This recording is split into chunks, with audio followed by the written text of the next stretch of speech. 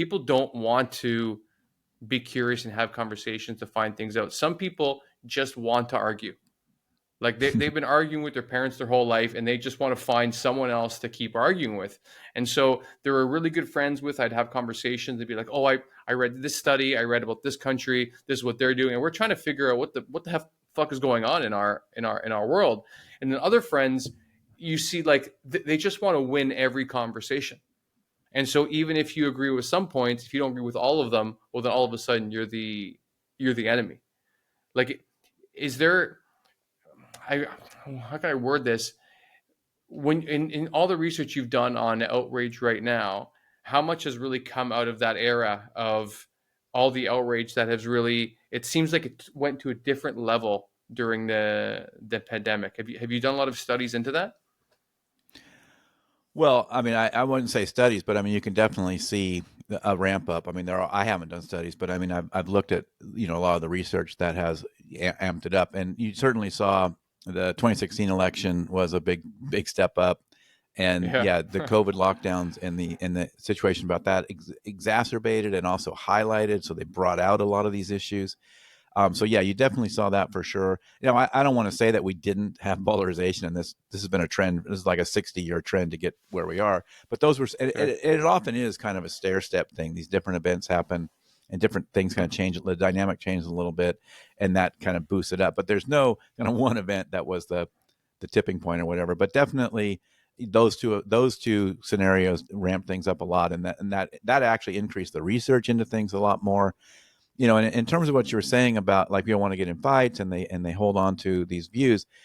I mean, this is what I was saying a little bit earlier about how this really stems back to this tribal nature that we have, and we're not really aware of it, right? But and then this 60-year pattern has caused us to just get more and more that way, where we are, making our political identity so much more salient in our lives, and it's become so much a part of us that it's now, like a moral threat to threaten anything that doesn't align with my tribe. and Right. and once that kind of psychology kicks in, then our ability to reason really gets modified. All of our cognitive biases kick in, and we're really smart and really good at rationalizing things, right? So it's not necessarily, you don't have to be dumb to do this. It's easy to fall into this and not know you're doing it, because we're Sure. actually really good at convincing ourselves we arrived at this conclusion through this purely rational thing and only looked at the facts. and Huh. and so both sides feel that way, right? But this hostility has been growing, and that's what it's a cycle that once I have that hostility kind of kicks in, now all my other cognitive stuff kicks in. That makes my brain continue to believe all this stuff and demoralize about it and to think I'm on a morally superior path. And then I want more of Right. the outrage. So we actually like it, right? We want to be shown the other side doing these outrageous things, because that helps us validate that we're on the righteous path.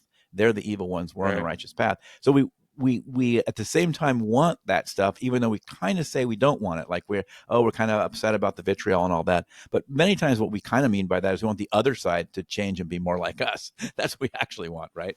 Um, Right. and it's a much harder thing to say, well, we're going to try to understand each other better and figure out how we can um, and lower the temperature basically, right? And bring it back. And so that's the biggest thing, is that once it becomes sort of moralized, then that's when all these parts of our psychology kick in. And a big aspect of that, you were talking about how I can't say anything that doesn't match my tribe. I'll get kicked out of my tribe. And that's a fear that people have. And in social psychology, they talk about how the fear of social death is greater than the fear of physical death. And that's that idea that we Hmm. sort of traded, muscles for brains, and we can't defeat, these these terrors out there without being in part of a group. So if you get ostracized from your group, that's like a death sentence. And so we're so afraid of it, and our deep brain is so afraid of it. We don't know this is all going on, but that's what kicks in, Right. is that tribal nature, and it feels like you're being sentenced to death if you're so afraid of getting kicked out of your tribe. And that makes you just continue to take these stronger and stronger stances all the time. Hmm.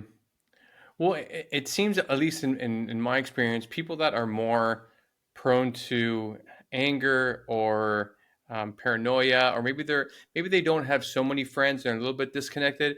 I find they end up, quote unquote, doing their own research on things, and what they end up finding are groups online that make them feel like they belong.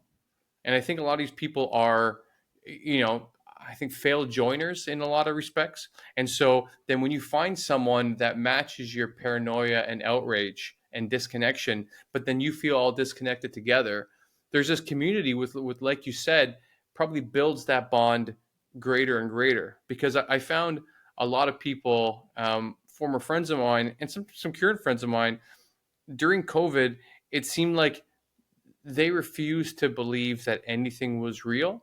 And the only people they would trust are people that would tell them not to trust anybody else, which to me is insane. Like if I had a friend that I was speaking to about something, and they would always just tell me like, yeah, I'm giving you the right information, but don't listen to your parents, or your best friend or your sibling, or whatever. I'm the one that you can listen to. I'd be like, yeah, this person's insane. But like that seemed to be what a lot of people during that COVID, that kind of went off the deep end. That's the people they gravitated towards personalities online that would be like, you can't trust any of the and every any of the establishment, if you will. Everyone's trying to mislead you, and because things are so complicated, you're like, well, at least this guy's giving it to me like it is, and then they become really attached to these things. And I find it so frustrating to try to have these conversations with people, and everyone is just so angry all the time. And I think back and I'm like, I was probably close to that during the Trump's time, the Trump times. Like that was 2016 to 2020 was the most outraged I think I was in perpetuity. And unfortunately, like, do you have a time that you think in the last 10 years that you were at your peak outrage? Because I think like your son, all of us realize at some point, hopefully, oh, I don't like it here. I'd like to live my life in a different temperature, and so we migrate intellectually, or socially somewhere else. Is there a time that you had something like that? Yeah, like I said, I mean, I don't know if I can. It was kind of not one thing, but it was all that kind of building, right? Where, like I said, it was kind of I was getting in these Twitter fights and finding myself there. So yeah, I mean, I would say that was probably shortly before the podcast, so probably towards the end of, or at least towards the end of the main, when the 2021 kind of time frame, after some of the Right. issues from the pandemic had kind of settled a little bit. So I would say the pandemic might be that. Then people talking about lockdowns and fighting over vaccines, that might have been the peak for me. It was just that Right. might have been where I probably was being irrational too, right? um, Sure. and with all the stuff you said there's so many threads we could pull on, right? So I don't know exactly which direction to go best there, but there's Yeah. Feel definitely a free. lot there. Yeah.